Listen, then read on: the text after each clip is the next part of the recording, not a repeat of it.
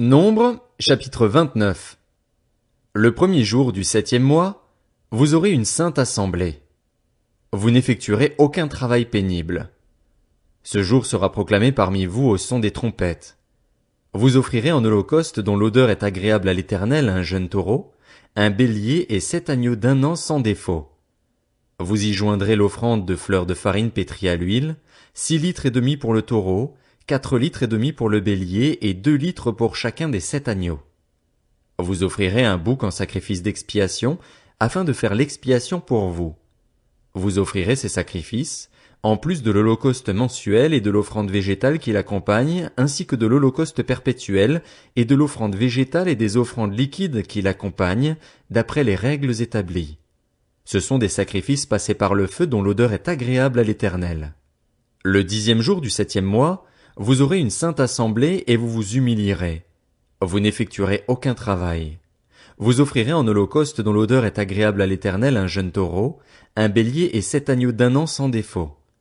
Vous y joindrez l'offrande de fleurs de farine pétrie à l'huile, 6 litres et demi pour le taureau, 4 litres et demi pour le bélier et 2 litres pour chacun des 7 agneaux. Vous offrirez un bouc en sacrifice d'expiation, en plus du sacrifice des expiations, de l'holocauste perpétuel et de l'offrande végétale qui l'accompagne, ainsi que des offrandes liquides qui les accompagnent. Le 15e jour du 7e mois, vous aurez une sainte assemblée. Vous n'effectuerez aucun travail pénible. Vous célébrerez une fête en l'honneur de l'Éternel pendant 7 jours. Vous offrirez en holocauste un sacrifice brûlé au feu dont l'odeur est agréable à l'Éternel, 13 jeunes taureaux, 2 béliers et 14 agneaux d'1 an sans défaut. Vous y joindrez l'offrande de fleurs de farine pétrie à l'huile, 6 litres et demi pour chacun des 13 taureaux, 4 litres et demi pour chacun des 2 béliers et 2 litres pour chacun des 14 agneaux. Vous offrirez un bouc en sacrifice d'expiation, en plus de l'holocauste perpétuel et de l'offrande végétale et l'offrande liquide qui l'accompagne. Le 2e jour, vous offrirez 12 jeunes taureaux, 2 béliers et 14 agneaux d'1 an sans défaut, avec l'offrande végétale et les offrandes liquides prescrites pour les taureaux, les béliers et les agneaux en fonction de leur nombre, d'après les règles établies. Vous offrirez un bouc en sacrifice d'expiation, en plus de l'holocauste perpétuel et de l'offrande végétale qui l'accompagne, ainsi que des offrandes liquides qui les accompagnent. Le 3e jour, vous offrirez 11 taureaux, 2 béliers et 14 agneaux d'1 an sans défaut, avec l'offrande végétale et les offrandes liquides prescrites pour les taureaux, les béliers et les agneaux en fonction de leur nombre, d'après les règles établies. Vous offrirez un bouc en sacrifice d'expiation, en plus de l'holocauste perpétuel et de l'offrande végétale et l'offrande liquide qui l'accompagne. Le 4e jour, vous offrirez 10 taureaux, 2 béliers et 14 agneaux d'1 an sans défaut, avec l'offrande végétale et les offrandes liquides prescrites pour les taureaux, les béliers et les agneaux en fonction de leur nombre, d'après les règles établies. Vous offrirez un bouc en sacrifice d'expiation, en plus de l'holocauste perpétuel et de l'offrande végétale et l'offrande liquide qui l'accompagne. Le 5e jour, vous offrirez 9 taureaux, 2 béliers et 14 agneaux d'1 an sans défaut, avec l'offrande végétale et les offrandes liquides prescrites pour les taureaux, les béliers et les agneaux en fonction de leur nombre, d'après les règles établies. Vous offrirez un bouc en sacrifice d'expiation, en plus de l'holocauste perpétuel et de l'offrande végétale et l'offrande liquide qui l'accompagne. Le 6e jour, vous offrirez 8 taureaux, 2 béliers et 14 agneaux d'1 an sans défaut, avec l'offrande végétale et les offrandes liquides prescrites pour les taureaux, les béliers et les agneaux en fonction de leur nombre, d'après les règles établies. Vous offrirez un bouc en sacrifice d'expiation, en plus de l'holocauste perpétuel et de l'offrande végétale et des offrandes liquides qui l'accompagnent. Le 7e jour, vous offrirez 7 taureaux, 2 béliers et 14 agneaux d'1 an sans défaut, avec l'offrande végétale et les offrandes liquides prescrites pour les taureaux, les béliers et les agneaux en fonction de leur nombre, d'après les règles établies. Vous offrirez un bouc en sacrifice d'expiation, en plus de l'holocauste perpétuel et de l'offrande végétale et l'offrande liquide qui l'accompagne. Le 8e jour, vous aurez une assemblée solennelle. Vous n'effectuerez aucun travail pénible. Vous offrirez en holocauste un sacrifice brûlé au feu dont l'odeur est agréable à l'Éternel, un taureau, un bélier et 7 agneaux d'1 an sans défaut, avec l'offrande végétale et les offrandes liquides prescrites pour le taureau, le bélier et les agneaux en fonction de leur nombre, d'après les règles établies. Vous offrirez un bouc en sacrifice d'expiation, en plus de l'holocauste perpétuel et de l'offrande végétale et l'offrande liquide qui l'accompagne. Tels sont les sacrifices que vous offrirez à l'Éternel lors de vos fêtes, en plus de vos holocaustes, vos offrandes végétales et vos offrandes liquides, ainsi que des sacrifices de communion que vous présenterez pour accomplir un vœu ou en guise d'offrande volontaire. Nombre, chapitre 30. Moïse dit aux Israélites tout ce que l'Éternel lui avait ordonné. Moïse dit aux chefs des tribus des Israélites, « Voici ce que l'Éternel ordonne. Lorsqu'un homme fera un vœu à l'Éternel ou un serment en se liant par un engagement, il ne violera pas sa parole. Il agira conformément à tout ce qui est sorti de sa bouche. Lorsque c'est une femme encore dans sa jeunesse et dans la maison de son père qui fait un vœu à l'Éternel et se lie ainsi par un engagement, si son père a connaissance du vœu qu'elle a fait et de l'engagement par lequel elle s'est liée et ne lui dit rien, tout vœu qu'elle aura fait restera valable, tout engagement par lequel elle se sera liée restera valable. En revanche, si son père la désapprouve le jour où il en prend connaissance, tous ses vœux et tous les engagements par lesquels elle se sera liée seront sans valeur. L'Éternel lui pardonnera parce que son père l'a désapprouvé. Dans le cas d'une femme mariée qui fait des vœux ou se lie par une parole échappée de ses lèvres, si son mari en a connaissance et ne lui dit rien le jour où il en prend connaissance, ses vœux resteront valables, les engagements par lesquels elle se sera liée resteront valables. En revanche, si son mari la désapprouve le jour où il en prend connaissance, il annule ainsi le vœu qu'elle a fait et la parole échappée de ses lèvres par laquelle elle s'est liée, et l'Éternel lui pardonnera. Dans le cas d'une femme veuve ou divorcée, le vœu ou l'engagement quel qu'il soit par lequel elle se sera liée restera valable pour elle. Si c'est dans la maison de son mari qu'une femme fait des vœux ou se lie par un serment, et si son mari en a connaissance mais ne lui dit rien et ne la désapprouve pas, tous ses vœux restent valables, tous les engagements par lesquels elle s'est liée restent valables.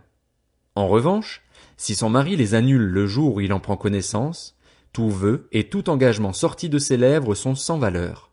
C'est son mari qui les a annulés et l'Éternel lui pardonnera. Son mari peut ratifier ou annuler tout vœu, tout serment par lequel elle s'engage à s'humilier. S'il ne lui dit rien jusqu'au lendemain, il ratifie ainsi tous les vœux ou tous les engagements par lesquels elle s'est liée. Il les ratifie parce qu'il ne lui a rien dit le jour où il en a pris connaissance. S'il les annule après le jour où il en a pris connaissance, il supportera les conséquences de la faute de sa femme. Telles sont les prescriptions que l'Éternel donna à Moïse à propos des relations entre un mari et sa femme, ou entre un père et sa fille lorsqu'elle est encore dans sa jeunesse et dans la maison de son père. Nombre, chapitre 31. L'Éternel dit à Moïse, « Venge les Israélites des Madianites. Ensuite, tu iras rejoindre les tiens. » Moïse dit au peuple, « Équipez parmi vous des hommes pour l'armée et qu'ils marchent contre Madian afin d'exécuter la vengeance de l'Éternel contre Madian. Vous enverrez à l'armée 1000 hommes par tribu, de toutes les tribus d'Israël. » On choisit parmi les milliers d'Israël 1000 hommes par tribu, soit 12 000 hommes équipés pour la guerre. Moïse envoya ces 1000 hommes par tribu à l'armée, et avec eux le fils du prêtre Éléazar, Phiné, qui portait les instruments sacrés et les trompettes retentissantes. Ils firent la guerre contre Madian, conformément à l'ordre que l'Éternel avait donné à Moïse, et ils tuèrent tous les hommes. En plus de ces victimes, ils tuèrent les rois de Madian, Évi, Rékem, Tsur, Hur et Réba, 5 rois de Madian. Ils tuèrent aussi par l'épée Balaam, fils de Béor. Les Israélites firent prisonnières les femmes des Madianites avec leurs petits-enfants et ils pillèrent tout leur bétail, tous leurs troupeaux et toutes leurs richesses. Ils incendièrent toutes les villes qu'ils habitaient et tous leurs campements. Ils prirent tout le butin et toutes les prises de guerre, tant personnes que bêtes, et ils amenèrent les prisonniers, les prises de guerre et le butin à Moïse, au prêtre Éléazar et à l'assemblée des Israélites.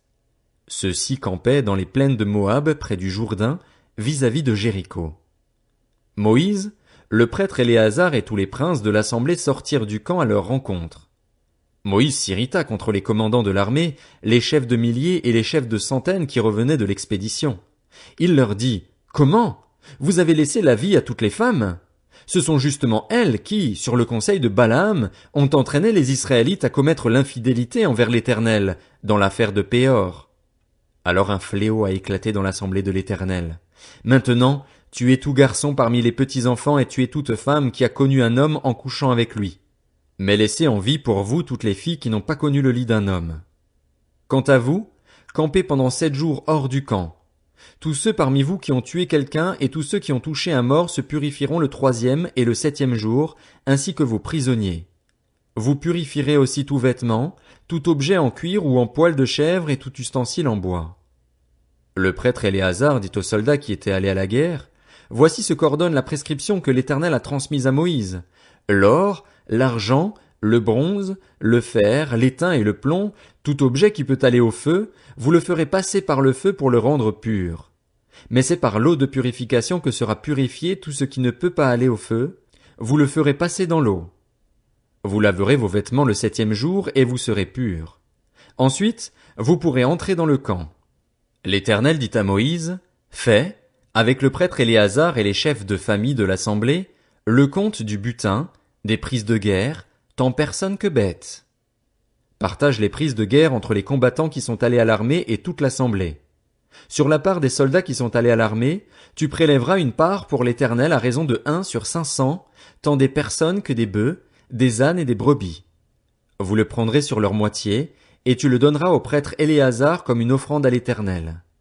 Sur la moitié qui revient aux Israélites, tu prendras 1 sur 50, tant des personnes que des bœufs, des ânes et des brebis, de tout animal, et tu le donneras aux Lévites qui ont la garde du tabernacle de l'Éternel. » Moïse et le prêtre Éléazar firent ce que l'Éternel avait ordonné à Moïse. Les prises de guerre, ce qui restait du pillage effectué par ceux qui avaient fait partie de l'armée, consistaient en 675 000 brebis, 72 000 bœufs, 61 000 ânes et 32 000 personnes, des femmes qui n'avaient pas connu le lit d'un homme. La moitié formait la part de ceux qui étaient allés à l'armée, 337 500 brebis, dont 675 pour la part de l'Éternel. 36 000 bœufs, dont 72 pour la part de l'Éternel. 30 500 ânes, dont 61 pour la part de l'Éternel. Et 16 000 personnes, dont 32 pour la part de l'Éternel. Moïse donna au prêtre Éléazar la part réservée comme offrande à l'Éternel, conformément à ce que l'Éternel lui avait ordonné. La moitié qui revenait aux Israélites, séparée par Moïse de celle des hommes de l'armée, formait la part de l'assemblée, 337 500 brebis, 36 000 bœufs, 30 500 ânes et 16 000 personnes.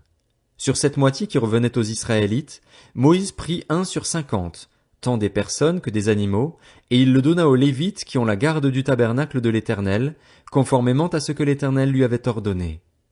Les commandants des milliers de l'armée, les chefs de milliers et les chefs des centaines s'approchèrent de Moïse et lui dirent, « Tes serviteurs ont fait le compte des soldats qui étaient sous nos ordres, et il ne manque pas un homme parmi nous. Comme offrande à l'Éternel, nous apportons chacun les objets d'or que nous avons trouvés, chaînettes, bracelets, anneaux, pendants d'oreilles et colliers, afin de faire l'expiation pour nous-mêmes devant l'Éternel. » Moïse et le prêtre Éléazar reçurent de leurs mains tous ces objets travaillés en or.